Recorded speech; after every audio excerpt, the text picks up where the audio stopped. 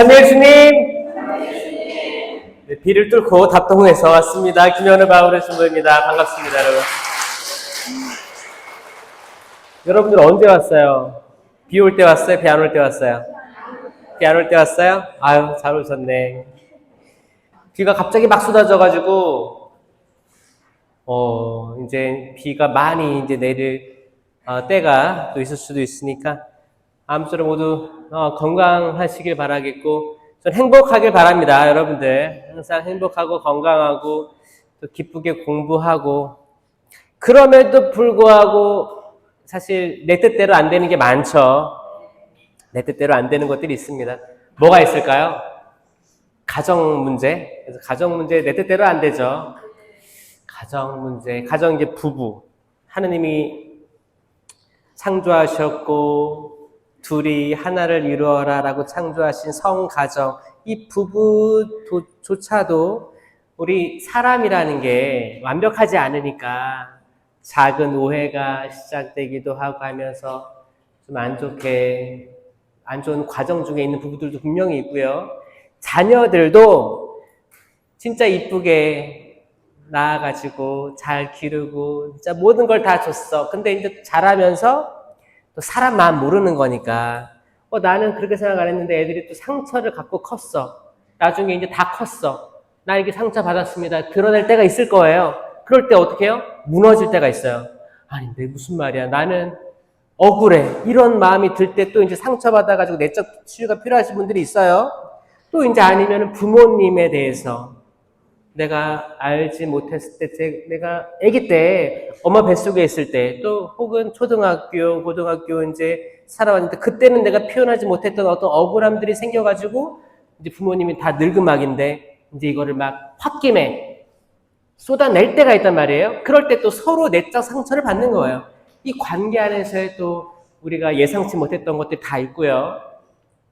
또 경제적 문제로 또 내적 상처 아니면은 불안, 초조, 긴장 이 모든 것들이 사실 육적 치유하고 뗄래야 뗄 수 없는 부분이다. 사실 이게 너무 중요해서 사실 신앙생활을 하지만 신앙생활에서 얻는 기쁨, 감사함보다는 겨우겨우 살아가는 신자들이 참 많다 라는 거를 또 이렇게 또 체험하면서 사실 말씀으로 사실 일일이 만나가지고 대면으로 해가지고 또 이렇게 안아드리고 위로해주고 하는 것도 분명히 중요하지만 사실 말씀 선포로 이 말씀을 듣고 왜냐하면 이스라엘 쉐마 이스라엘아 들어라 하느님은 너희 주님 한 분뿐이시다. 마음을 다하고 생각을 다하고 목숨을 다하고 힘을 다하여 주님이신 너희 하느님을 사랑하여라. 그리고 그것을 자손들에게 거듭 들려주어라. 길을 갈 때나 자리에 들었을 때나 일어났을 때나 항상 말해 주어라 라고 하잖아요. 결국에 말씀 선포, 말씀이 사람이 되신 그리스도의 강생의 육화의 신비가 사실 말씀이었단 말이에요. 하느님께서도 세상을 만들 때 빛이 있어라 말씀을 하시자 그대로 되지 않았습니까? 저는 말씀의 힘에 대해서 다시금 체험하고 있어요. 그래서 영상으로 말씀을 듣든 현장에서 말씀을 듣든 말씀 들음으로 인해서 이 순간 하느님께서 역사하리라고 믿습니다. 창조가 일어나지 않았던 그 어두컴컴한 수면 위를 하느님의 영이 맴돌고 있었다. 뭔가 시작되지 않았을 때도 맴돌고 있다가 어느 순간 빛이 있어라 하느님 말씀하시니까 이루어지지 않습니까? 마찬가지로 지금 하느님의 영이 맴돌고 있다면 사제든 평신도든 말씀이 선포될 때 그거를 믿는 이들이 있다면 이루어지리라 믿습니다. 전 여러분들이 다 잘 됐으면 좋겠어요. 비록 지금 당장은 희망이 없어 보이고 힘들지라도 그 희망이 없고 힘든 게 영원하다면 힘들겠지.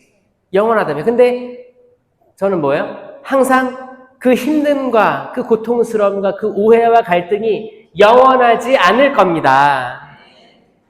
이 비도 영원하지 않잖아요. 그쵸? 그칠 거라는 거예요. 그칠 거예요. 멈출 거예요. 언젠가 우리가 그렇게 괴롭게 했던, 우리를 그렇게 힘들게 했던 것들이 멈출 겁니다. 마찬가지로 우리를 기쁘게 했던 기쁨과 행복감도 멈출 수도 있어요. 근데 신부님 아니에요. 행복은 영원하고 고통만 멈추게 해주세요. 그게 뭐라고 해 그거를? 전문용어로 먹튀라고 하는 거. 먹튀. 그러니까 내가 좋은 것만 유지하고 싶고 나쁜 거는 빨리 가져가 주세요. 이거는 먹튀예요. 뭐냐면 하느님이 주시는 거는 모든 게 좋아요. 모든 게 좋아요. 우리가 설령 이거는 좀 가져가 주세요. 너무 힘들어요. 이것조차도 하느님의 시야에서는 좋은 걸 수 있습니다. 따라서 가장 좋은 기도는 주님, 당신께서 이렇게 좋은 걸 주셨는데 제가 나쁜 거라고 어떻게 거절할 수 있겠습니까? 라고 했던 그 욥기에서 욥이 했던 기도가 정답이에요, 사실. 그렇죠? 그러니까 때론 여러분들 고통스럽고 좀 이렇게 나 우산도 안 들고 왔는데 갑자기 비가 내려. 우산도 안 들고 왔는데 비가 내린다는 거는 어떤 표현이에요? 영적인 표현이에요. 내가 준비되지 않았는데 안 좋은 게 생겨. 갑자기. 인생에 소나기 내린다는 게 이런 거예요. 여러분이 예측하지 않았는데 뭔가 두드려 맞는 거야. 뒤통수를 맞을 때도 있고 자식들로부터 진짜 험한 말을 들을 때도 있고 그러면은 삶의 의욕이 하나도 없어져. 그럴 때 역시 그것조차 하느님께서 나 좀 겸손해지라고 이렇게 주어졌나 보다라고 받아들이는 영혼이 있으면 하느님께서 볼 때 얼마나 이쁠까요? 이쁠 거예요. 이쁘면 뭘 줘요? 선물을 줘요, 진짜. 이쁘면은 내가 계획하지 않았는 선물을 줘요. 여러분 자녀들도 보세요. 옛날에 키울 때 이쁜 짓 하면 어때요? 더 이쁨을 애기들 막 윙크하는 거 봤어요? 갓난쟁이들이 이거 어디서 배워왔겠지. 엄마나 아빠도 배워왔겠지. 이거 해봐 하는 거야. 이쁜 짓 하면 어떻게? 안아주고 더 사랑을 주잖아요. 사실 우리가 하느님에게 이쁜 짓 하는 건 뭐예요? 이게 좋던지 싫든지 내가 거절할 수 없다면 받아들이고 분명히 좋은 일이 있을 거야. 하느님 안에 희망을 두는 백성이 될 때 하느님께서는 정말 예뻐하실 겁니다. 아멘. 오늘도 그 희망을 가지고 오늘 기도회 시작해 보도록 하겠습니다. 성부와 성자와 성령의 이름으로 아멘. 주님, 감사합니다. 햇빛을 내려주실 때도 감사하고 구름 낀 날을 허락해 주실 때도 감사하고 비를 내려주실 때도 감사합니다. 저희가 다 이런 것들을 이룰 수 없기 때문에 그냥 당신께서 허락해 주시는 모든 것들이 그냥 감사할 따름입니다. 이 순간 공기를 들이마시고 내쉬게 해주심에도 감사하고 지금 여기 온 봉사자들 또 많은 신자들 그리고 이 자리에 오게끔 허락해 주신 하느님, 성모님 다 감사드립니다. 아침에 웃을 수 있게 해주시고 식사 한 끼 해먹을 수 있게 해주신 하느님 감사드립니다. 그 모든 것들 감사드립니다. 왜냐? 당신이 아니시면 그 모든 것들이 불가능하기 때문입니다. 주님, 저희들 마음속에 가져온 저희들 바램들이 있습니다. 때로는 너무 부끄러워서 입에 담기도 어려운 저희 세속적인 바램들도 있습니다. 주님, 당신께서는 다 아시니 당신께서 할애하여 주셔서 그 크신 자비로 저희들 위로하여 주십시오. 꼭 그 모든 바램들을 이루어 달라고 기도하지 않겠습니다. 하지만 당신께서 보시기에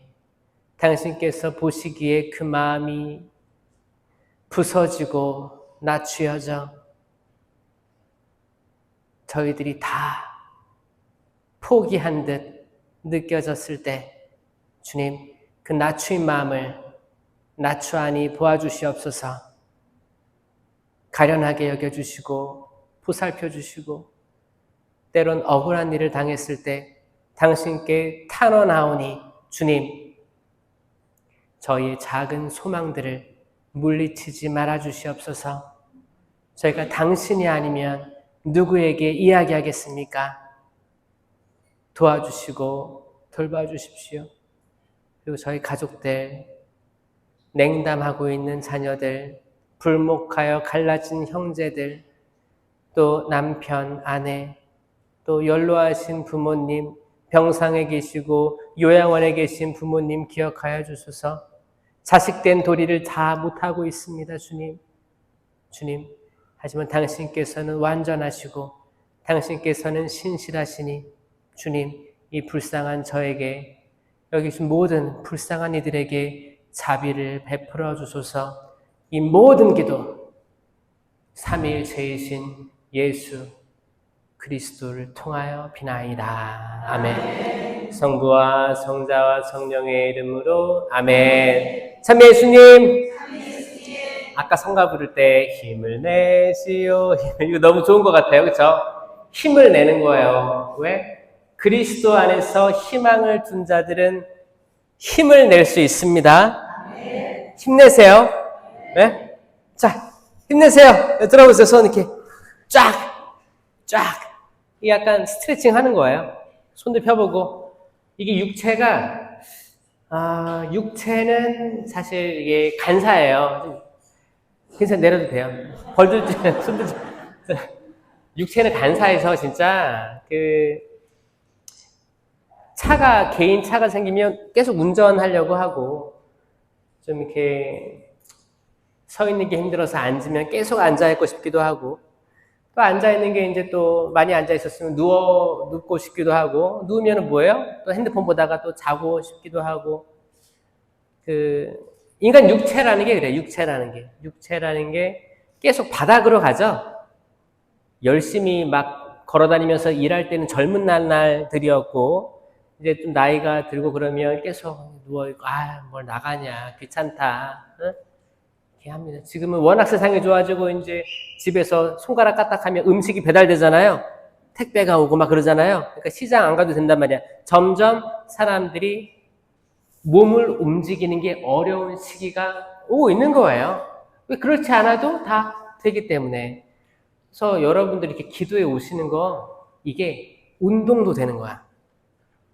운동도 되는 거고, 영성적인 지식도 얻을 수 있는 거고, 기도도 하고, 또 하느님, 삼위일체이신 예수님 성체로 영할 수 있는 거예요.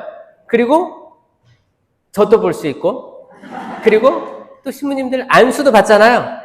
이게 장점이 엄청 많아요. 그 중에서 여러분들은 진짜 몸을 움직여서 이렇게 집 밖을 나온 것 자체가 축복입니다.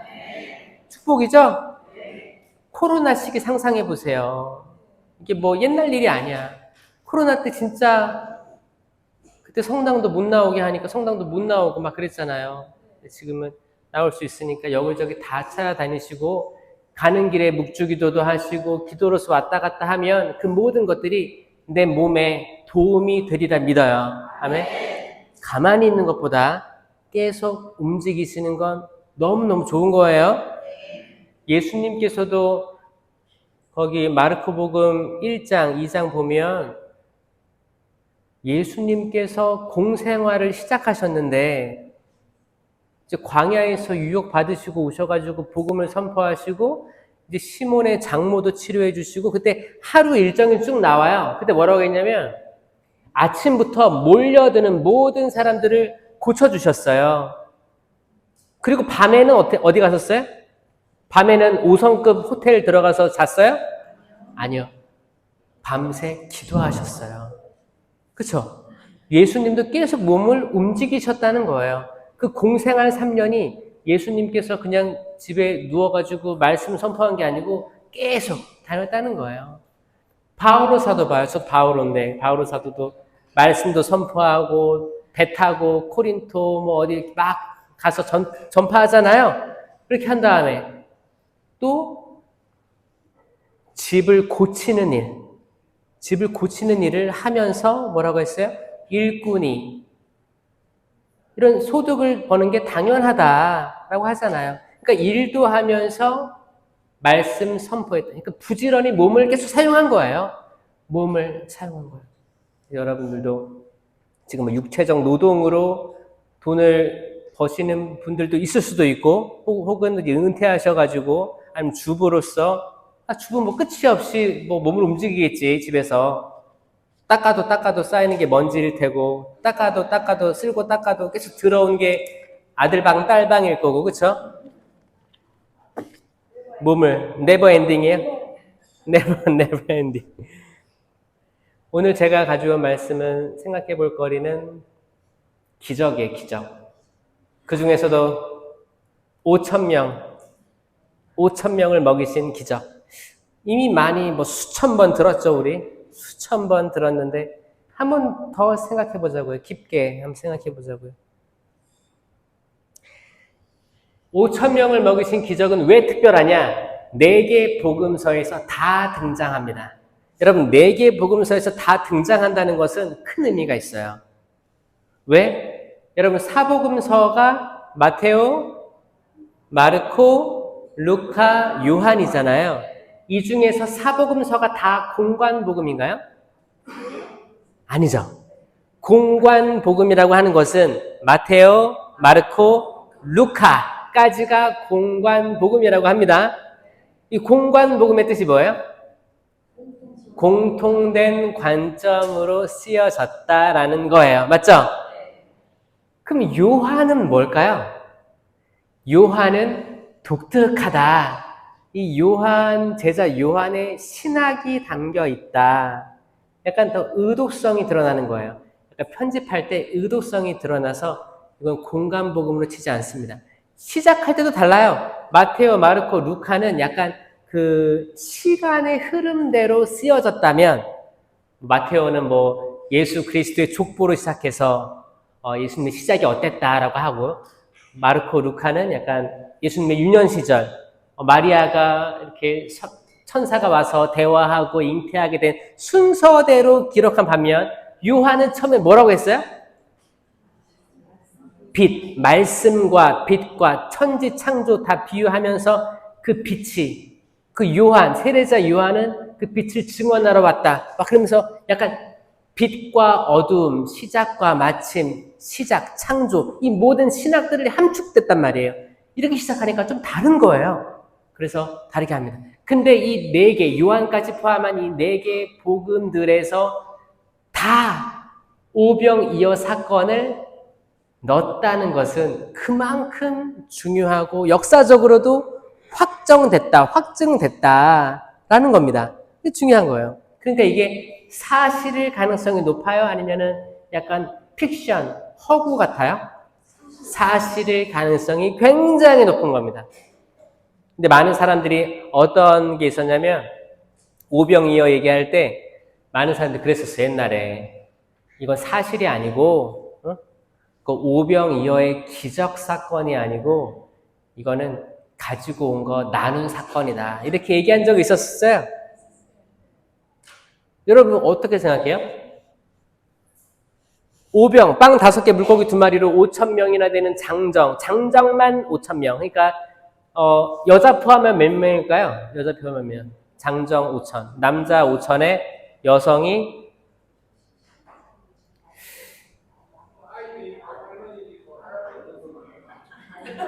아이도 있고 할머니도 있고 할아버지도 있고 다 있으니까 엄청났겠죠? 이게 사실적인 해석이에요. 지금도 여기 보세요. 여기 남자들이 몇 명 왔어요? 여기 지금 한 10분의 1 될까요? 10분의 1? 그 정도 15분의 1? 10분의 1? 10분의 1. 자, 10분의 1로 따지자고요. 성당도 다 교적 보면, 실신자를 보면, 주임사 때 여성들이 많아요? 남성들이 많아요? 많잖아요. 몇 배 많아요? 한 10배 많을걸요? 최소 10배 정도 되는 것 같아요. 비율상 그래요. 그러면 그 당시에 남자만 5,000명이었으면 전 여성이 더 많았다고 추정하고 있어요. 그럼 정말 좀 아이들도 있을 거고, 그렇죠? 그럼 거기에 모인 사람들이 남자만 5,000명이지 장정만 5,000명이지 더하면 뭐 뭐 2만, 3만 뭐 되지 않았을까요? 근데 성경은 장정만 5천 명이었다라고 얘기를 하고 있습니다. 그 사람들을 먹였는데 예전에 나온 해석이 뭐예요?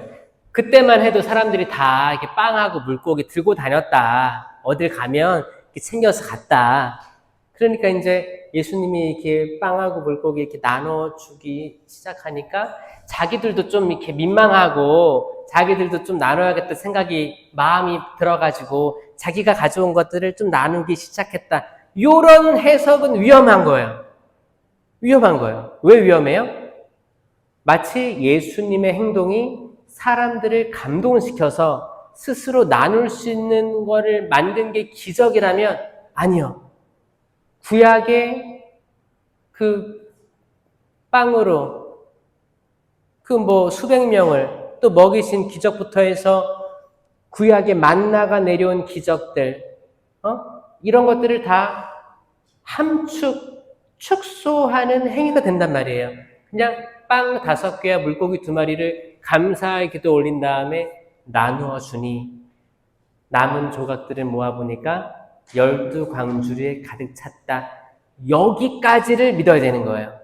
맞죠? 아니 그분께서 못하실 게 뭐예요? 없어요. 예수님은 돌을 빵으로 만들 수 있을까요? 없을까요? 있습니다. 있어요. 그럼 거기 들판 있는 모든 돌들을 빵으로 만들 수 있어요? 없어요? 있어요. 이거를 믿느냐? 아니면 기적은 다 지워버리고 사람의 마음의 변화만 이야기할 거냐? 아니라는 거예요. 있는 그대로 접근해야 되는 거예요. 저 때로는 이거를 약간 비유적으로 이해할 필요도 있어요. 맞아요. 항상 하느님 말씀은 2가지로 해석해야 됩니다. 2가지로. 하나는 사실 그대로, 나온 대로 성경 문자주의로 해석해야 돼요. 그 다음은 그 안에 녹아있는 것도 같이 생각해야 돼요. 2가지로 생각할 때 오류가 없어지는 거예요. 근데 나는 한 가지로만 해석한다. 그럼 오류가 생기는 거예요. 지금 성경 문자주의만을 가지고 있는 개신교는 이 오류가 생길 수 있는 거예요. 성경 문자주의로만 해석합니다. 예를 들어가지고 뭐예요? 만약에 구약에 완전 봉헌물 다 죽여라. 이거를 만약에 구약을 믿고 있는 이슬람은 신약은 안 믿지만 구약은 믿습니다. 이슬람이 만약에 그 완전 봉헌물, 전쟁을 치를 때 완전히 죽여야 됐거든요. 완전히 죽여서 봉헌하는 거였어요. 그리고 지금도 이슬람은 소와 양과 이런 것들을 다 죽여가지고 희생 제물을 봉헌하는 거 아니에요? 하나님께. 왜? 이슬람도 하나님 믿어요. 그냥 예수님이 오셨는데 예수님이 그냥 예언자일 뿐이다라고 안 믿는 것 뿐이거든요. 근데 예수님이 바꾼 게 엄청 많잖아. 예수님의 희생 제물로 더 이상 소와 양을 바치지 않아도 되고. 그렇잖아요. 또 11조도 마음의 11조를 강조하는 거지. 할례도 마음의 할례를 얘기하는 거지. 실제로 할례를 강제적으로 하라는 게 아니잖아요. 이건 예수님이 오면서 천주교에서 그대로 흘러가는 거예요. 네, 다른 종교들은 아직 메시아가 도래하지 않았기 때문에 아직도 구약 성경에 있는 문자 그대로의 해석을 들고 와서 이렇게 할 때가 많습니다. 그렇게 되면 현대 상황이랑 맞지 않는 것들이 생길 수가 있어요. 성경은 있는 그대로, 그리고 미드라시라고 해서 상상, 그때의 상황들을 환경에 맞게 상상해서 그랬을 것이다 추정하고 관상하는 것도 동시에 필요한 겁니다. 그러면 그때 예수님께서 오병이어 사건을 했을 때 뭐를 먼저 떠올려 봐야 되냐? 현실하고 이상이에요. 자, 현실은 뭐를 현실이라 해요? 지금 만져지고 지금 내가 처한 상황을 현실이라고 합니다. 여러분 옆에 사람 만져보세요. 손 만져보세요. 옆에 사람 손. 그 촉감, 이 현실이에요. 그 온기, 따뜻해요? 다 따뜻해요? 차가운 사람 있어요? 그 온기. 지금 현실이에요. 이거 현실, 그렇죠? 지금 만난 것도 현실이고. 그럼 이상은 뭘까? 이상은 현실에 도달하지 않았지만 우리가 꿈꾸는 뭐죠? 꿈꾸는 거. 이거를 옛날 철학적으로 이야기하면 이데아라고 했어요. 이데아. 플라톤의 이데아라고 들어보셨어요? 야, 이게 결국에 제가 이제 신학교에서 철학을 오래 공부했잖아요. 그럼 결국 두 가지 뿌리로 갑니다. 플라톤하고 아리스토텔레스로 가는 거예요. 플라톤이 이데아를 얘기했어요. 이데아는 뭐냐? 지금 눈에 보이진 않아. 근데 어떤 의자를 만드는 조각가가 조각을 할 거 아니에요? 나무를 잘라서 디자인을 할 거 아니에요? 그럼 그 조각가의 머릿속에는 의자라는 상이 있을 거다라는 거예요. 그쵸? 내가 처음 의자를 만든 사람이야. 애초에. 그러면 어떤 걸 디자인을 막 할 거 아니에요? 그림을 그려. 그리고 또 내 머릿속에 디자인한 어떤 게 있고 이걸 한번 그려보는 거잖아요. 그리고 이걸 현실을 만들어. 그럼 이게 의자가 딱 만들어졌어. 그럼 이게 현실이고, 근데 이거를 만들기까지 처음에 구상한 뭔가가 있을 거 아니에요? 이걸 이데아라고 해. 이데아. 마찬가지로 다양한 걸 만들 때 처음에 떠오르는 이데아. 저도 제가 그림 그렸잖아요. 이번에 무지개 티셔츠 만들었잖아요. 제가 그렸거든요. 그릴 때도 내가 뭔가를 그려야겠다. 그거 해서 이렇게 그리고 이건 색깔을 이렇게 바꿔볼까? 뭔가 하는 그 목표점이 되는 그게 지향이 있는 거예요. 지향이. 여러분들도 이데아가 있을 거예요. 이데아 뭔가를 집을 샀다. 집을 이렇게 전세로 들어가고 월세 찾았어. 내가 어떤 집에 살고 싶지? 몇 평에 베란다가 있고 빛이 잘 들어오고 이런 데를 가야겠다. 그럼 그게 이데아예요. 지금 현실이 되진 않았지만 이렇게 가야겠다.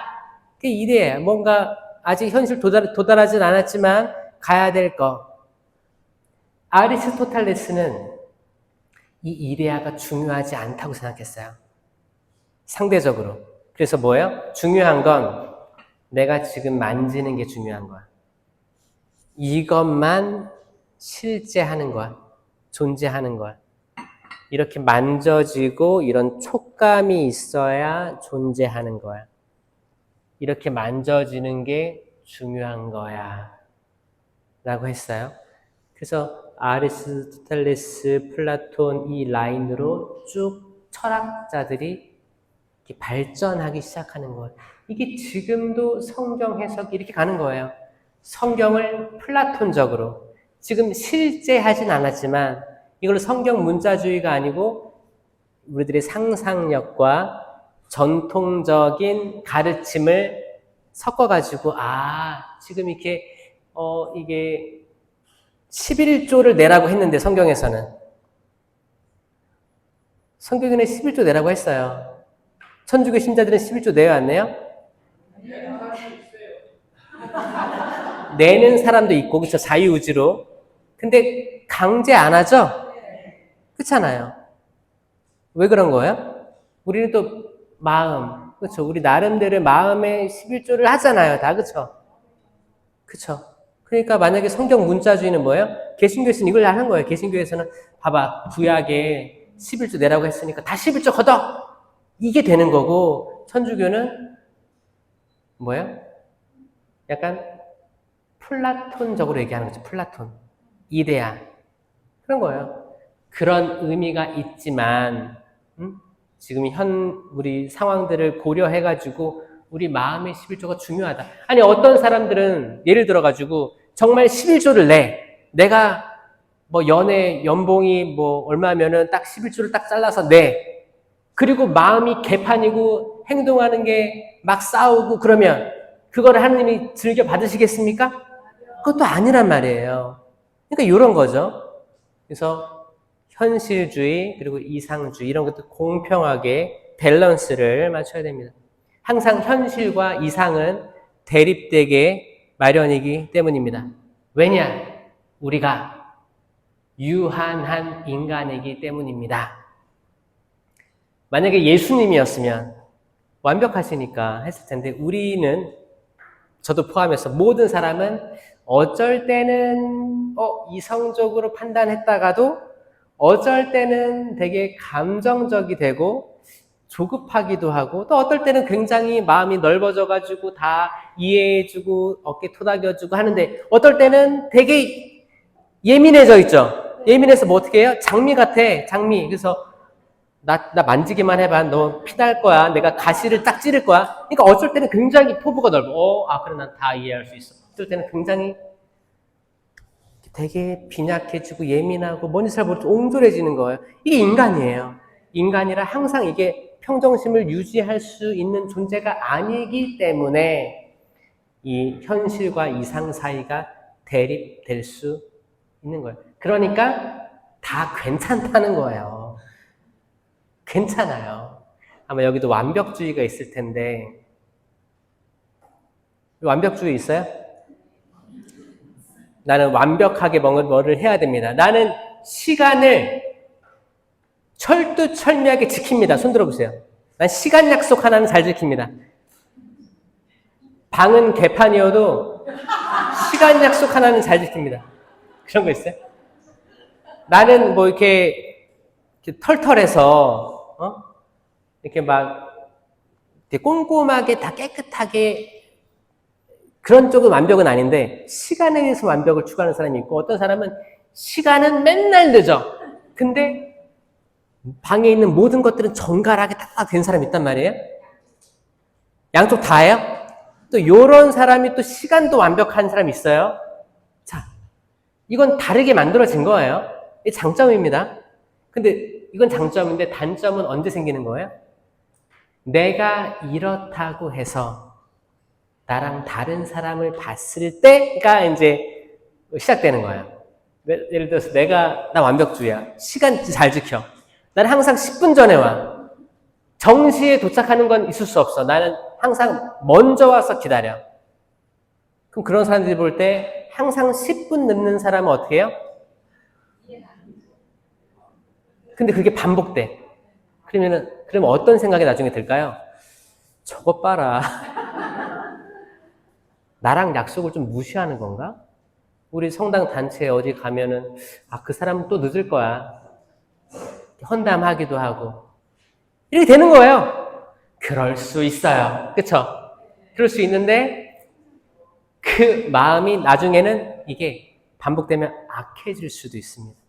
그래서 나중에 터져. 너는 시계를 10분 빨리 맞춰놔야겠다.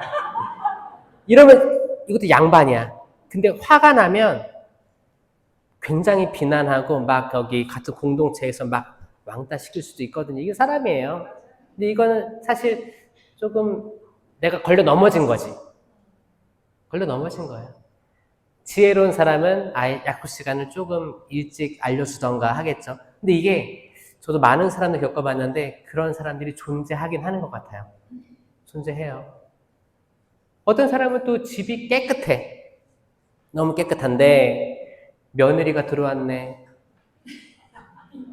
며느리 들어와가지고 이제 또 내가 또 그렇게 막 결혼을 내가 기쁘게 허락한 며느리가 아니야. 사실은 뭔가 좀 부족하지. 사람 부족하니까. 근데 어떻게 한번 방문하게 됐어. 신혼집에 음식 싸가지고 갔어. 근데 집이 이 완벽한 이 사람 눈에는 어떻게 보여요? 발도 디딜 수가 없는 거야. 그랬을 때 뭐가 생기는 거예요? 갈등이 생기는 거예요. 그 인간이니까 그래요. 여러분, 그 며느리도 전 이해되고 그 시어머니도 이해됩니다. 근데 처음부터 이해됐던 건 아니고 이것저것 만나보고 겪어보고 면담도 해보고 하다 보니까 사람 사는 게 다 고만고만하구나 라는 생각이 드는 거죠.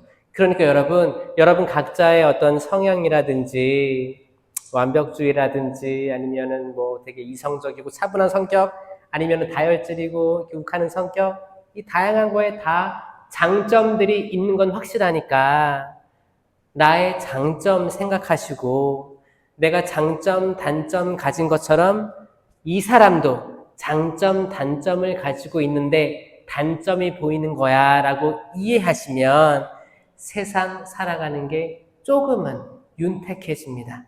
아멘? 그러니까 여러분들, 내가 완벽주의, 시간에 대한 완벽주의야. 그러면 여러분도 좀 늦어보세요, 일부러. 일부러 늦어보세요. 이게 아마 그 심리적으로 납득이 안 될 수도 있는데, 너만 늦냐? 나도 늦어보겠다. 한번 약간 변화를 줘보세요. 혹시 매일 늦는 사람들은 한 10번 늦고 한 번은 아예 일찍 나오세요. 일찍, 한번 변화를 줘보는 거야. 내가 정말 깔끔하고 진짜 딱딱 이거 화장실 찬장 이렇게 열어보면 거기에 있는 모든 상품들이 딱 진열되어 있잖아요. 그것도 한번 흐트러나 보세요. 한 번이 힘들지 좀 나아질 수 있어요. 이 모든 거에 사실 조금 이렇게 내놔야 돼요. 왜냐? 제가 어떤 분들을 면담을 했냐면 그렇게 완벽주의예요. 근데 관공서에 갔어. 관공서에 잘 안 가던 분인데 남편이 다 해준 거야, 지금까지. 근데 돌아가시고 자매님이 하셔야 되는데, 여러분 관공서에 가면 일단 기다림이 길어요, 짧아요? 길잖아요. 환장하는 거예요. 지금까지는 남편이 다 해줬는데 내가 해야 되잖아? 아니, 나는 관공서라고 생각했으면 딱딱딱 제 시간에 딱딱딱 해서 다 되는 줄 알았는데 기다림이 이렇게 긴지 모르는 거예요. 은행에서도 발 동동거리고 막 이렇게 안절부절 못해. 안절부절 못하게 되는 거예요. 그러니까 미리미리. 그것만 그러겠어요? 병원도 그러고 관공서 그러고, 세상에 뭐 만약에 차가 접촉사고가 났어. 그럼 보험 들어오는 거, 이런 모든 것들 우리 예측대로 안 됩니다. 그러니까 완벽주의는 오히려 나중에 조금씩 틀어질 일이 많이 생길 텐데, 그럼 미리 한번 이렇게 조정해 보시고 남도 이해해 보시고, 쟤 늦는구나. 그래, 늦을 수 있지. 내가 이런 거지, 성격이 저게 오를 수도 있어. 나도 한번 늦어보자. 좀 이렇게 넓은 마음을 가지게 되는 건 인생에서 굉장히 도움됩니다. 맞죠? 이 완벽주의 같은 경우에는 또 그런 게 있어요. 심판을 잘해요. 심판. 아마 이 완벽주의는 그럴 거예요. 내가 아담과 하와였으면 난 선악과 안 먹었을 거야 라고 이미 심판할 수도 있습니다. 근데 인간이라는 게 선악과를 먹을 수밖에 없는 원죄성을 가진 존재라는 걸 이미 성경은 얘기해 줬잖아. 그 말은 뭐예요? 우리한테 조금 죄책감 좀 버리고, 인간이라는 게 그럴 수 있는 거야. 오직 원죄성이 없는 여인은 누구예요? 마리아밖에 없는 거예요. 그렇죠? 마리아. 그러니까 예수님은 참 하느님이시면서 참 사람이니까 예수님 제외하고 인간으로서 원죄성이 없는 여인은 타고난 여인, 아예 보호된 그릇, 성모님밖에 없고, 모든 이는 다 죄로 기울어질 경향을 가지고 태어났기 때문에 여기 완벽주의는 허락되지 않는 거예요. 그렇죠? 그러니까 성당 와서도 제 탓이요 하잖아요. 이것도 완벽주의한테는 좀 그럴 수 있어요. 나는 죄가 없는데. 근데 이게 다 같이 하는 기도문이잖아. 이게 억울할 수도 있어. 근데 생각해보면 내 탓일 수 있어요. 내가 죄가 없어도 주님 뭐 맞아요. 제 탓이죠.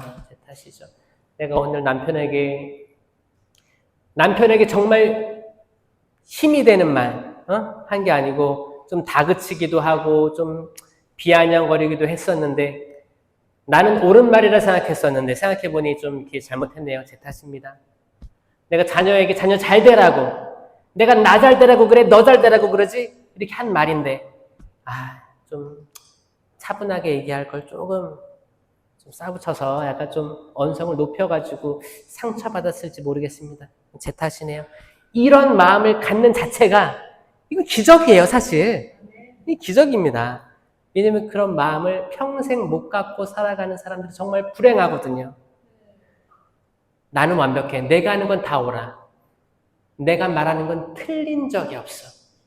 엄마 봐, 눈 봐. 내가 말하는 거 틀린 적, 내 말 들어. 아들, 엄마 한 번 아니면 아니야. 엄마 완벽한 사람이야. 모든 걸 겪었어. 그러니까 그것만 조금 내려놔도 자식이 뭘 실수했어. 아들아, 딸아, 아유, 엄마, 아빠도 시행착오 많이 겪으면서 했어. 괜찮아. 이게 되는데 부모님 둘 다 완벽주의야. 거기서 자녀들이 꽃을 피울 수나 있겠습니까? 괜찮아요. 조금 완벽하지 않은 거 보여줘도 괜찮아요. 이렇게 보여주세요. 여기서 완벽하지 않아도 괜찮아요. 좀 졸아도 괜찮아요. 괜찮아요. 나는 완벽주의야. 난 눈 크게 뜨고 나 이렇게 볼 거야. 아니요, 괜찮아요. 잠깐 해도 괜찮아요. 핸드폰, 나 완벽주의인데 핸드폰이 강의 때 뜨르륵 울려. 카톡? 그럼 완벽주의는 어떻게 해요? 상처받아요, 스스로가. 아, 나 완벽해야 되는데. 강의 드릴 때, 미사할 때 이거 꺼놓고 왔었어야 되는데. 자기를 자책해요. 그게 아니에요. 괜찮아요, 여러분. 카톡 울려도 되고, 전화 와도 돼요. 부끄러워하지 마세요. 이게 인간인데 뭐 어떡해. 내가 맨날 잘하다가도 한 번 그럴 수 있지. 원숭이도 나무에서 떨어질 때가 있다고 하는데, 그쵸? 괜찮아요. 현실과 이상 사이에서의 대립은 인간은 피해갈 수가 없는 거예요. 왜? 우리는 유한하기 때문이에요. 이 유한하다는 건 시간 안에 종속되어 있다는 거예요. 지금도 시간이 째깍째깍 흐르고 있고 계속 흐르겠죠? 우리가 잘 때도 시간이 흘러요. 그러니까 시간 안에서 흐르고 있으니까 그 자체가 유한한 거예요. 한계가 있다는 거예요. 우리도 영원히 살 사람이 없잖아요. 언젠가 주님의 때가 되면 또 불리움 받을 거예요. 우리 부모님도 영원히 살 수 없잖아요. 또 때가 되면 하느님께서 데려가실 거예요. 내 자녀들이니까 나보다 오래 살겠죠? 아니요. 누가 장담할 수 있습니까? 질병이라든지 사고라든지 그 모든 것에서 우리는 명확히 정답을 내릴 수가 사실 없어요. 그렇기 때문에 이게 유한한 거거든요. 이 유한한 걸 통해서 인간이 누릴 수 있는, 느낄 수 있는 가장 지혜로운 거는 지금이 중요하구나. 나는 겁니다. 아멘? 지금이 중요합니다. 지금이 중요하기 때문에 지금을 잘 살아야 되는데 지금을 잘 살려면 지금 내가 가지고 있는 것들을 조금 내려놓으면 좋은 거기 때문에 다 이것도 저것도 그래 인간이니까 다 그럴 수 있어. 나도 내가 가진 완벽한 걸 내려놓자. 인간이라면 저렇게 해야지. 이것도 내려놓자. 인간이니까 그럴 수도 있는 거거든요. 이건 지금 한국 사회에서 특별히 더 요청되는 거예요. 지역 간의 갈등이 또 있어요. 정치적으로 갈등이 있을 수 있어요.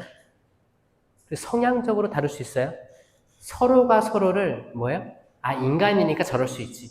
라고 해야지 화합, 평화가 있는 사회가 될 거예요. 그렇지 않습니까, 여러분? 내가 어느 한쪽 편에 서서 한쪽을 바라보면 이해가 안 될 수 있어요. 근데 인간이니까 그래. 그래, 지금 내가 생각하는 것도 완벽하지 않을 수 있어. 서로가 내려놔야 되는 거예요. 이것부터 시작하는 게 이거 다 연결되어 있는 거예요. 그렇죠? 제가 말한 기질이라든지 완벽주의라든지 아니면 내가 기준이 돼버리면 다 심판질할 거밖에 없어요. 그게 아니고 이상과 현실은 다를 수밖에 없다. 원죄를 가진 인간은, 이 유한한 인간은 이상과 현실이 다르다라는 겁니다. 그래, 그 당시 오병이어 사건에서 이상과 현실이 달랐어요. 근데 뭐라고 했냐면 제자들은 현실주의였어요. 제자들. 이게 그 오병이어 사건은 제자들은 현실을 직시해서 뭐라고 했냐면 돌려보냅시다. 아니 지금 이 시간에 어디서 그렇게 먹을 걸 구해옵니까? 돌려보냅시다. 왜냐? 그 모임은 사전에 미리 계획된 모임이 아니었어요. 자, 사전에 미리 준비됐다. 그럼 필리포는 굉장히 이성적인 사람이었거든요. 필리포 그랬을 거야 아마. 그럼 초대장 만들어가지고 몇 명 올지 미리 예측한 다음에 그 정도 먹을 수 있는 걸 미리 준비하는 거지. 할 수 있잖아요. 만약에 여기 지금 온 것도 몇 명 올 걸 미리 예측하면 뭐 커피라든지 뭐 이렇게 종이컵 이런 거 미리 세팅할 거 아니에요. 그런 준비를 아마 필립보는 했을 거예요. 그래서 필립보가 이거 안 됩니다. 안 돼. 돌려보내야 됩니다. 근데 예수님 능력이 너무너무 비범하잖아요. 엄청나고 치유가 일어나고 기적들이 일어나니까 아름아름 소문 듣고 모여들기 시작하는 거예요. 그러다 보니까 군중이 된 거예요. 많은 숫자가 모이는 거예요. 많은 숫자. 그러니까 그거를 일일이 다 세어본 게 아니에요. 얼마가 왔는지. 보니까 이 정도면 장정만 5,000명이겠구나 라고 추측한 겁니다. 몰려들었어요. 그러니까 제자들은 인간적으로 아니 지금 이 사람들 다 먹이려면 돌려보내서 각자 사 먹게 해야 됩니다. 이 얘기를 한 거예요. 현실적인 이야기였어요. 예수님께서 얘기하십니다. 너희가 먹을 것을 주어라. 아멘. 아멘. 너희가 먹을 것을 주어라. 이게 요한복음 6장 5절인데 필립보가 구체적으로 이야기합니다. 필립보가. 아니 여기 온 사람들 다 먹이려면 아주 조금씩만 먹여도 200데나리온도 부족할 겁니다. 근데 200데나리온은 뭐 거의 1년 연봉을 얘기하면 됩니다. 연봉. 한 데나리온 하면 이제 하루 품삯 했으니까 뭐 연봉 정도로 추정합니다. 그때가 한 데나리온의 하루 품삯. 지금 최저임금이 얼마죠? 시간당, 그쵸? 그러면 하루 품삯 하면은 최저임금이 아마 8시간 일한다고 하면, 그쵸? 8만원 뭐 되겠죠, 그쵸? 그럼 200데나리온이면 거의 1,500만원 되는 거예요. 1,500만원. 1,500만원. 김밥이 얼마죠? 4,000원이 요즘에? 3,000원, 4,000원? 그렇게 잘하세요? 앞집에. 그러면 2,000원, 만약에 2,000원이다. 아주 싸게 잡아서 5,000개를 준비하면 1,000만 원이네, 그쵸? 1,000만 원. 그러니까 기본 1,500, 2,000 막 얘기한 거죠. 이 돈도 없습니다. 제자들 봤을 때 이 현실적으로 불가능합니다. 얘기한 거예요. 현실적인 거예요. 이제 논리적으로, 이제 필립보는 논리적으로 접근을 한 거예요. 논리적으로 예수님께 설명드리려는 시대. 이거를 필립보가 앞장서서 한 거예요. 필립보가 나쁘다는 게 아닙니다. 인간이니까 그럴 수 있어요. 인간이니까. 필립보가 계산을 막 한 거야. 아마 똑똑한 친구였던 것 같아요. 다 계산해가지고 이거 안 됩니다. 돌려보내야 됩니다. 못해요. 우리가 못해요. 이게 지금 우리가 스스로 똑똑하다고 생각하는 누군가는 이 필립보와 같은 마음을 가질 수 있어요. 괜찮지만 이게 완벽해요? 아니에요. 예수님은 이 현실을 뛰어넘는 분이십니다. 아멘? 이 신앙이 있는 사람들은 그래요. 인간적으로 계산할 수 있겠지. 지금 뭐 집을 알아보고 있고 뭘 하고 있고 아니면 병원비 계산을 하고 있고 아니면 자녀들 이제 출가하고 할 거 아니면 혼수 준비하고 뭐 다양하게 들어갈 돈들 막 계산 열심히 하겠지. 때론 넉넉하기도 하고 때론 턱없이 부족할 수도 있고 첫째 보냈는데 둘째는 어떻게 하나 아마 답답하신 분들도 분명히 있을 거고 이것저것 다 안 되는 사람도 있을 거예요. 그쵸? 그게 과연 이성적으로 다 됩니까? 안 되는 거예요. 안 됩니다. 현실과 이상에는 대립이 있어요. 현실적으로 불가능하다 해도 예수님은 그거를 이루어 줄 수 있는 분이십니다. 네.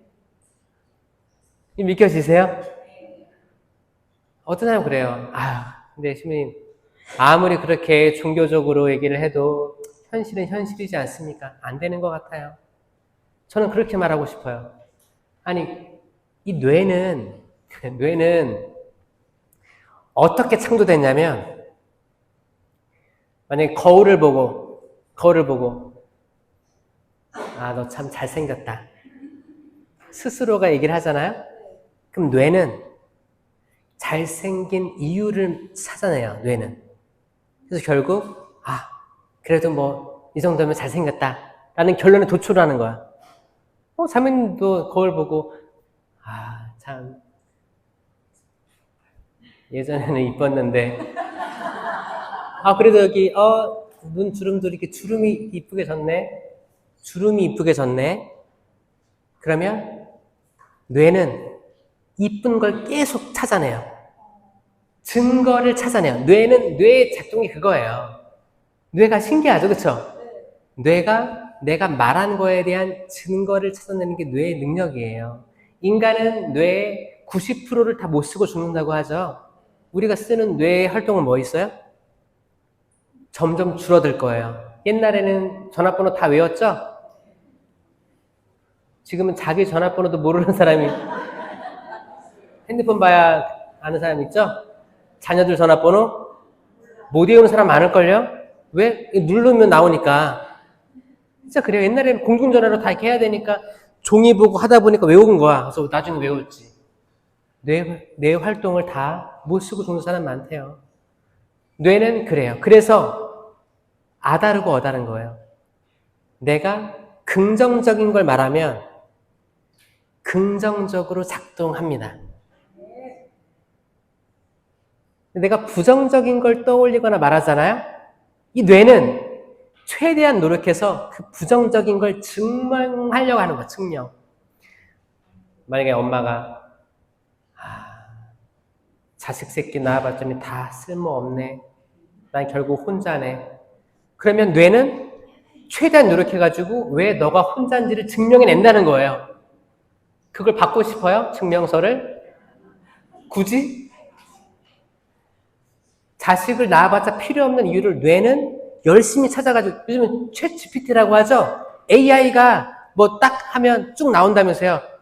뇌가 더 빨라요. 뇌가 순식간에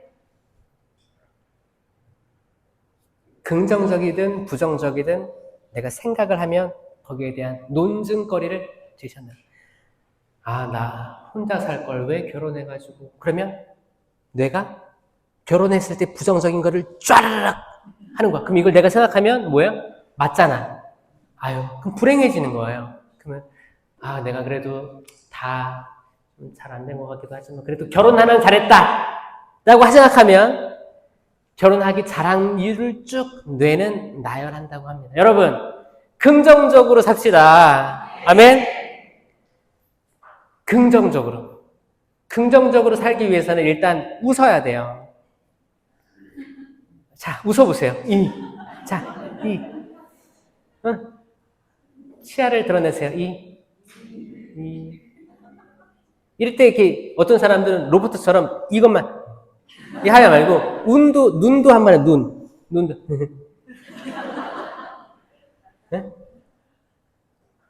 그리고 이제 소리를 내보세요.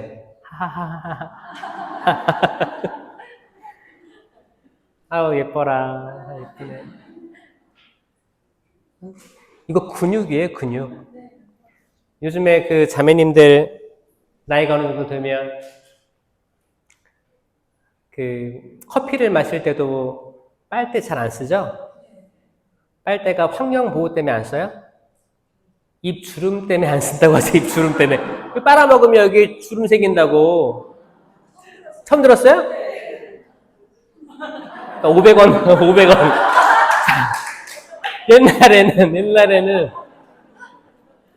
옛날에는 뭐 환경보호 때문에 플라스틱 빨대 쓰지 마라 했잖아요. 근데 지금은 어떤 말이 돌고 있냐면, 이게 조그만 거에 빨아야 되니까, 이게, 그럼 어떻게 이렇게 됐잖아. 이렇게 되잖아. 그러니까 여기에 주름 생긴다니까 차라리 컵으로 이렇게 마시자라고. 아, 몰랐어요? 그러니까 뭐 환경도 보호할 겸, 이쁠 겸 빨대 사용하지 맙시다. 이렇게 별난골다 얘기했습니다. 하고 제자들은 현실적이었고, 근데 이 현실을 능가해서 이제 예수님이 이제 하는 거죠. 예수님이 합니다. 이제 함께 해라, 함께 하라 해서 이제 보니까 한 아이가 이제 빵 5개, 물고기 2마리를 봉헌하죠.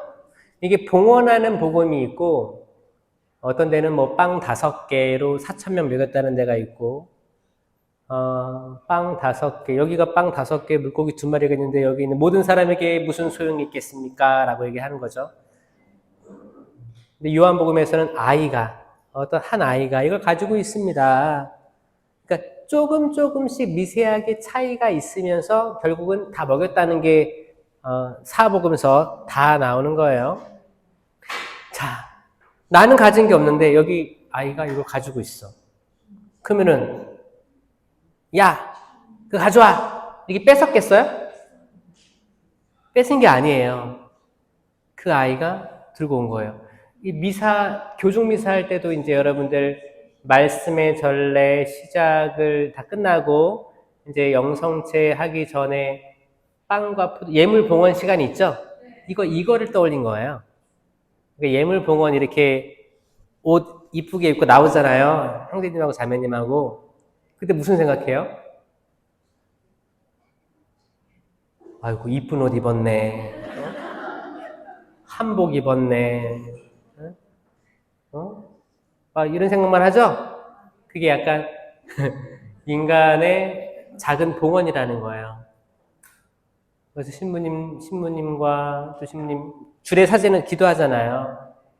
포도를 갖고 얻은 이 술, 빵을 일구 얻은 이 빵을 주님께 봉헌합니다. 얘기하잖아요. 하느님 참이 받으소서 얘기하고 이렇게 그게 성찬 전례의 시작이 된단 말이에요.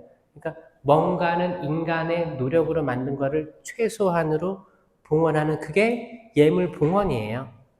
우리는 단순히 뭐 헌금 하자고 할 때 지갑 꺼내가지고 이렇게 뭐 돈을 봉헌하겠지만 지갑 꺼내가지고 얼마 봉헌해요? 여기 있는 거 다 끄집어내서 봉헌하는 사람 있어요? 이제 지갑 딱 열었는데 지폐가 많아. 그러면은 이거는 일단 뭐 먹을 거, 장 볼 거, 이거 다 한 다음에 다 뺀 다음에 나머지 거 잔돈? 그런 사람 없죠? 어떤 걸 이미 예측하고 갈 거 아니에요. 오늘 이만큼 봉헌해야지. 그 마음부터가 봉헌의 시작이에요. 문제는 뭐냐? 아침에 갈 때는 나 이만큼 봉헌해야지 라고 했어. 다 먹었어.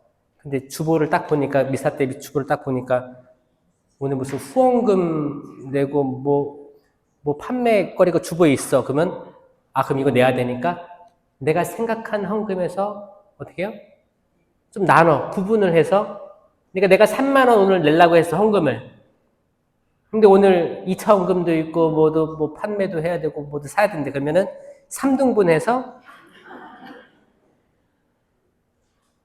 이렇게 할 수도 있어요. 맞죠? 그래요?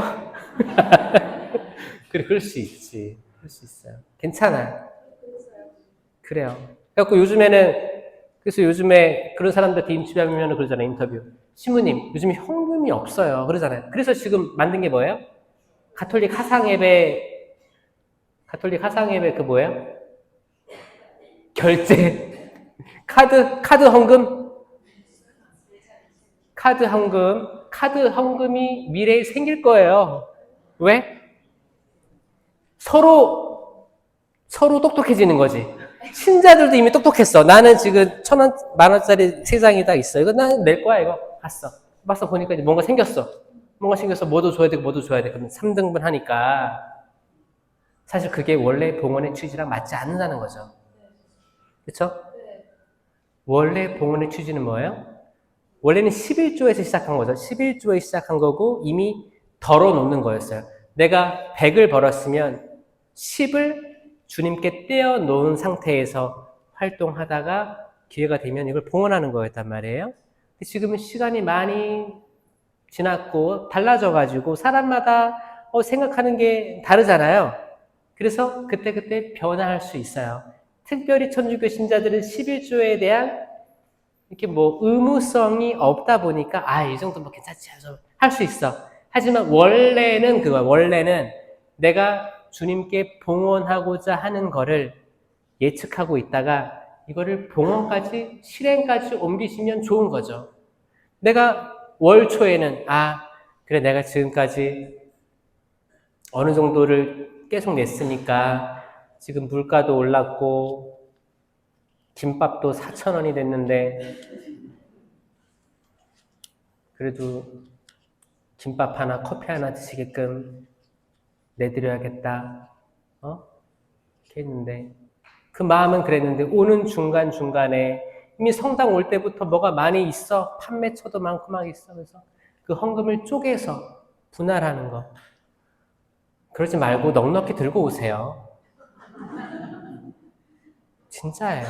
그게 맞다고 생각해. 나중에 이제 카드로 될 텐데 나중에는 이렇게 QR코드 이런 식으로 될 거예요. 미래에는. 왜냐하면은 현금을 들고 다니지 않는다고 하니까 카드밖에 없다고 하니까 이게 바뀔 텐데 지금은 이렇게 여유있게 오시면 차라리 마음 편해요. 그게 마음 편해요.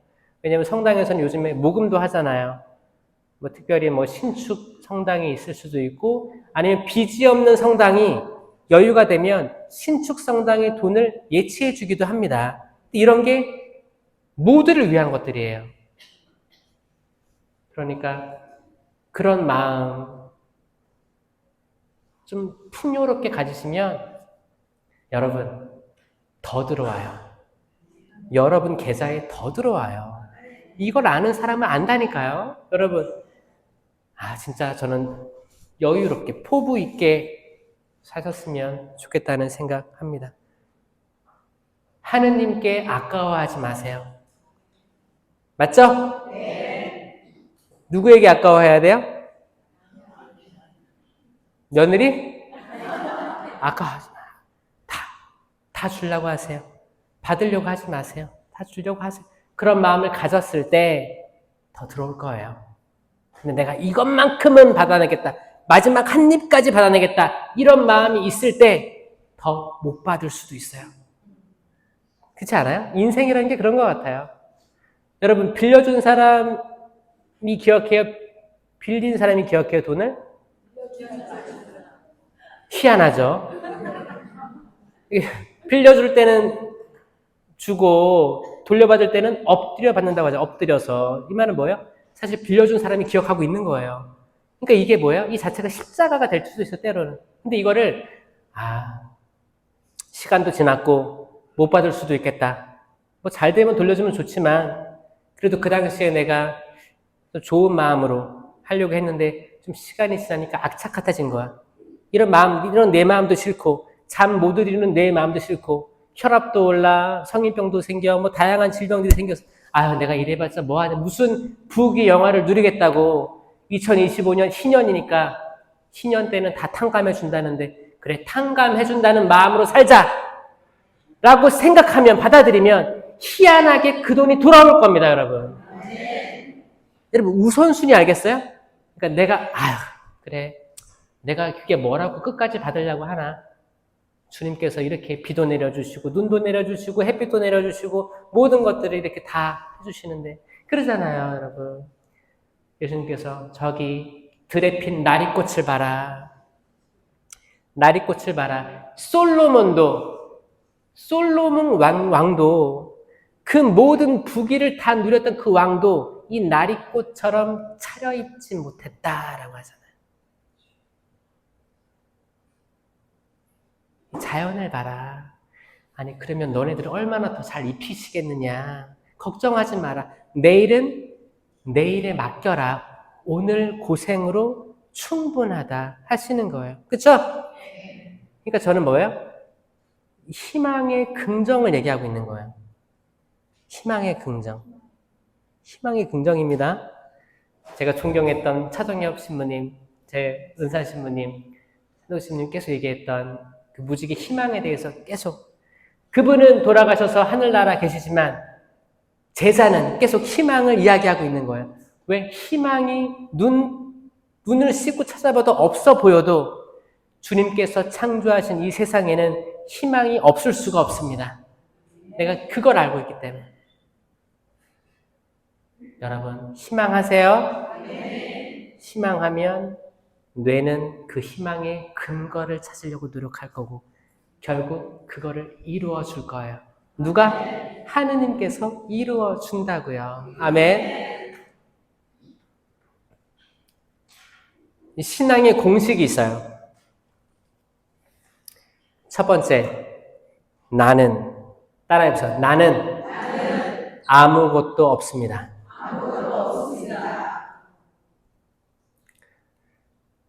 뭐 다들 뭐 가진 것들이 있겠죠? 근데 가진 것들이 다 만족할 만큼 가진 게 있나요? 없죠?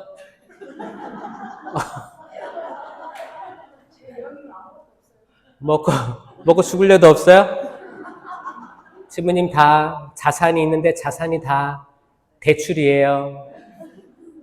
근데 대출도 능력이라고 했죠? 그래서 빚을 갚고 있는 상황이라고 해도 여러분, 그 능력이에요. 자산에 들어가는 거예요. 그래서, 나 빚쟁이야. 그렇게 부정적으로 생각하지 마세요. 그렇죠? 사실 우린 다 가진 게 없어요. 그럼 가진 게 없다고 우리가 손해를 봤냐? 여러분 태어났을 때 뭐 가지고 태어났어요? 가진 게 없었어요. 애초에 가진 게 없었어요. 그렇죠? 그래, 아직 손해본 거 아니에요. 옛날에 그 어떤 노래에선 그러잖아요. 옷 한 벌을 건졌잖소라고 하잖아요. 그게 뭐지? 무슨 산다는 게 이런 거지 그런 거였나? 자, 신앙의 공식 첫 번째, 나는 아무것도 없습니다. 근데 신앙의 공식 첫 번째에서 틀어지면 다 틀어지는 거예요. 만약에 누군가가 나는 가진 것이 많습니다라고 했을 때는 이 공식이 틀어져요. 그러니까 나는 가진 게 없습니다라고 깨닫는 이가 있으면 일단 반은 먹고 들어간 거예요. 아멘? 나는 가진 것이 없다 생각하면 손 들어보세요. 축하드립니다. 자, 나는 가진 것이 많다. 손 들어보세요. 자, 이분들 좀 걸릴 텐데. 왜냐면 이건 영성적인 이야기거든요. 영성적인 거예요. 그래요. 때론 잘 나갈 때도 있을 거예요. 이따가 사업 망할 수도 있을 거예요. 이런 큰일들을 당해야 내가 가진 게 없다고 느끼는 사람이 있을 수도 있고, 그런 일을 당하진 않았지만, 살다 보니까 내가 가지고 있는 것들 다 부질없게 느껴지기도 하고, 인생에 대해서 조금 이렇게 회의감 느껴지기도 하면, 또 그런 걸 빨리 체험한 사람도 있을 수도 있어요. 근데 내가 가진 게 없다고 받아들이는 게 첫 번째예요. 두 번째 공식은 예수님, 따라해보세요. 예수님. 당신께서는 모든 것을 할 수 있으십니다. 이 많은 사람들이 이 두 번째 공식은 되는 거예요. 그러니까 의탁하잖아요. 당신은 전지전능한 하나님, 당신께서 모든 걸 다 할 수 있으십니다. 이거는 모든 사람들 아마 천주교 신자 중에 아마 대부분은 이 공식은 부합해요. 근데 문제는 뭐예요? 이 첫 번째 공식에서 조금 멀어요. 내가 가진 게 아무것도 없다고 느끼셔야 돼요. 내가 영성적으로도 지적으로도 내 능력적으로도 내가 이렇게 아둥바둥 살아왔는데 결국 내가 가진 게 없었네요. 내가 자녀들에게 이렇게 많은 걸 주려고 했는데 가진 게 없네요, 주님. 이게 어떻게 보면 되게 솔직한 고백일 수 있다는 거예요. 이 두 개가 만났을 때 뭐가 되냐면 주님, 저와 당신이 함께하면 모든 것을 할 수 있습니다. 이 결과는 뭘로 나올 수 있냐면 첫 번째, 주님 저는 아무것도 가진 게 없습니다. 저는 저 혼자 아무것도 할 수 있는 게 없습니다. 이 공식이랑 당신은 모든 걸 다 할 수 있습니다. 그러니까 결과는 뭐예요? 내가 당신과 함께라면 나는 모든 것을 이룰 수 있습니다라는 공식이 성립되는 걸 믿겨지세요? 아멘? 여기 엄청난 신학적이며 철학적이며 영성적인 게 다 들어가 있는 거예요. 그러니까 우리가 해야 될 게 뭐다? 첫 번째 공식을 맞춰야 돼요. 어떤 사람들은 이거를 인생을 살면서 깨닫는 사람도 있고, 근데 어떤 사람은 평생을 몰라. 완벽주의, 잘났어 하다가 두드려 맞아가지고 이걸 깨닫는 사람이 있는가 하면, 여러분 겸손이 있어요. 겸손이 뭐냐면 내가 깨달은 겸손이 있고, 겸손하지 않은 사람들은 누가 겸손하게 해줘요? 결국 하느님께서 안타까워서 겸손하게 해주시는 거예요. 근데 이게 사업이 망할 수도 있는 거고, 자식을 잃을 수도 있는 거고, 다양합니다. 욥기를 읽어보세요. 욥기 40장 있는데, 욥기를 처음부터까지 다 읽어보신 분들도 있겠지만 한 번도 성경 말씀을 읽지 않은 분들도 있을 거예요. 그런 분들을 보시면 결국에는 겸손해져야 성경을 읽을 시간이 생기는데, 여러분 성경 읽기 어렵습니다. 저 알아요. 필사를 하고 통독을 한다는 분들도 이거를 약간 형식적으로, 아니면 해야지 약간 당위성, 내가 해야만 해, 숙제처럼 여기고 하는 거는 참 별로 의미가 없다고 생각해요.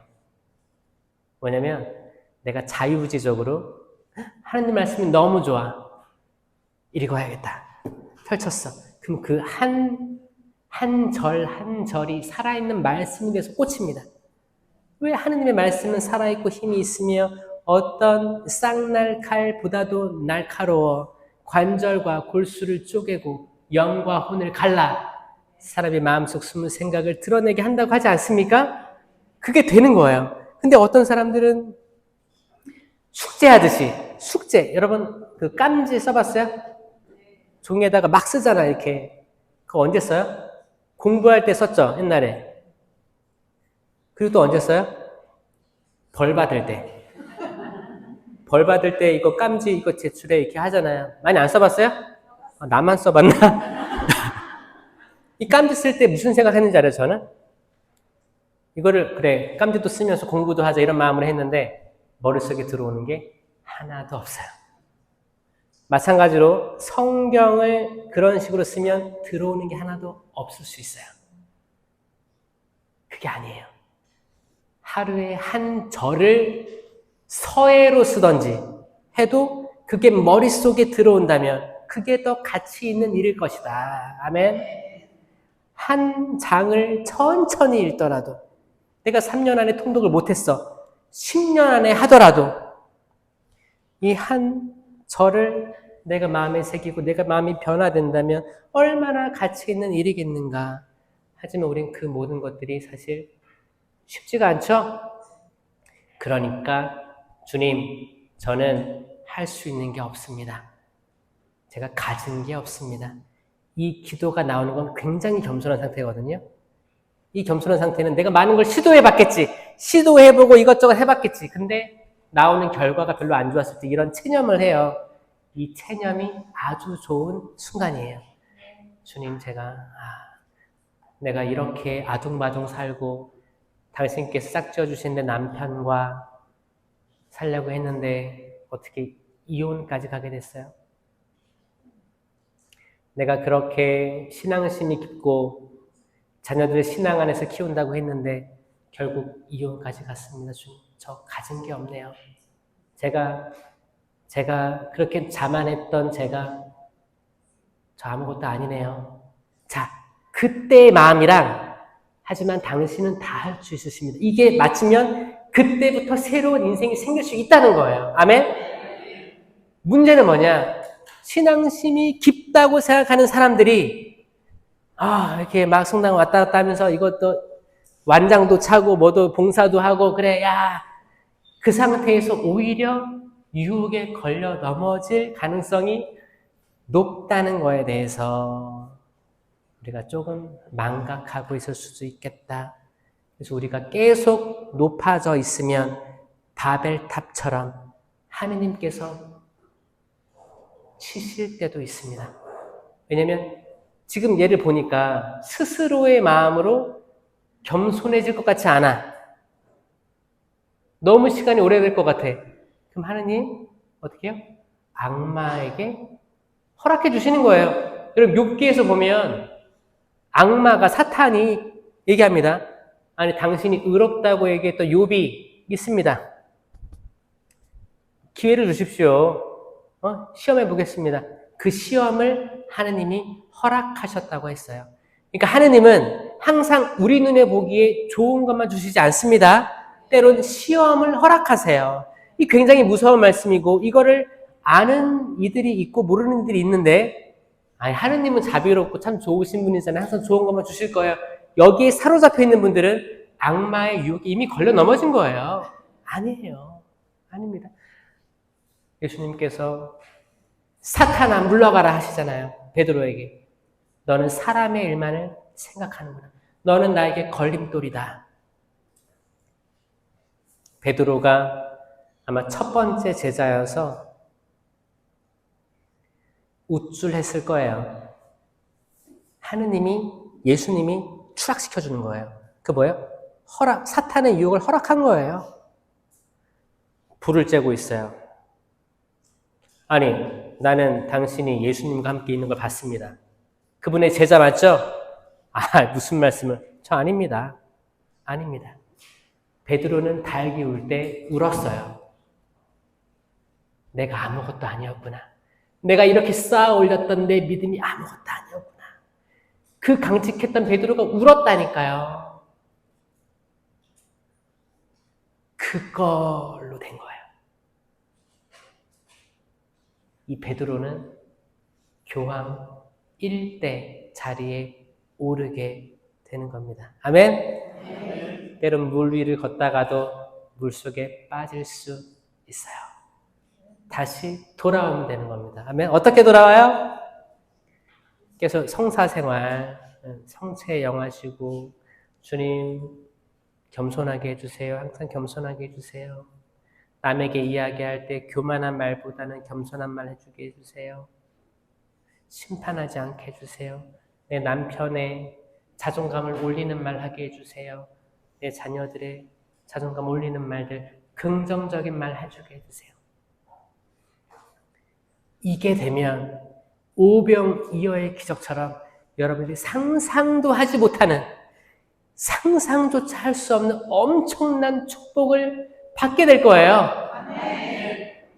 필리포가 상상이나 했겠어요? 빵 5개, 물고기 2마리 기도해 주시네. 이거를 나눠주라고 했어요. 나눠주면 이거 한 10명 나눠주면 없어지겠는데. 나눠주는데 뭐예요? 계속 빵이 있어 여기. 나눠주는데 나 상상도 못하는 그분의 역사심이 있을 거라는 겁니다. 아멘. 여러분들 각자의 삶에서도 분명히 그 역사가 지금도 이루어질 걸 믿어요. 여러분의 통장 잔고가 100배가 생기길 바랍니다. 아멘.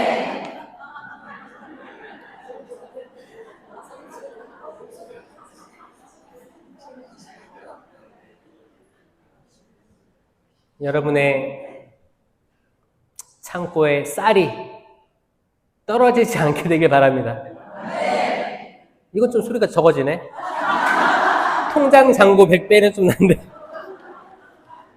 그 옛날에 그 엘리야 이야기, 엘리야와 엘리사 때 과부들이 많았는데 사렙타의 과부 이야기 들었죠? 그렇게 뭐예요? 자기 힘든 상황에서도 예언자를 위해서 빵 한 조각 구워내왔잖아요. 먹고 죽으려고 했는데 구워내오니까 어떻게 했어요? 그 집에는 밀이 떨어지는 일이 없었어요. 밀가루가 떨어지는 일도 없었고 기름도 마르는 날이 없었다고 했어요. 아멘? 진짜 이거의 축복을 여러분들이 안다면 나 아까워서 그래요. 진짜예요. 그리고 그거를 기복신앙이라는 말로 폄하하거나 죄책감을 느끼는 게 아니고 이게 종이 한 장 차이라 그래요. 그러니까 뭐냐면 내가 지금 통장이 잔고가 100배가 돼야 돼. 맨날 로또 사. 그리고 이거 기도하는 거야. 이건 사실 기복이 될 수 있지. 뭐야? 내가 지금 한 행위가 있잖아. 나는 정확히 돈을 벌려고 사고 있어, 계속. 그리고 뭐 투자하고 있어. 이거 돼야 됩니다, 주님. 이거 되면 진짜 내가 진짜, 뭐 해드리겠습니다. 이거 기복이에요. 하느님과 딜을 하는 거잖아. 그게 아니고 나는 할 수 있는 것도 없고 아무것도 아닙니다. 당신이 있으면 다 할 수 있고 주님, 하지만 제가 당신께 봉사하겠습니다. 성당 나가서 무위탁 노인들 방문하고 뭐하고 내지유하면서 활동 보고하고 누구 돌아가셨다고 하면 열렬 제쳐놓고 연도하러 가고 하느님을 가장 우선순위로 두고 섬기겠습니다. 제가 알몸으로 왔는데 알몸으로 갈 인생 뭘 더 구하겠습니까? 자, 이런 마음으로 봉사하다 보면 나중에 돌아봤을 때 그 많은 축복들이 생겼다는 것을 깨닫게 될 거예요. 이 종이 한 장 차이 아시겠죠? 그런 마음으로 살아가시면 좋겠습니다. 영광이 성부와 성자와 성령께 성부와 성자와 성령으로 이름으로 아멘. 들어주셔서 감사합니다.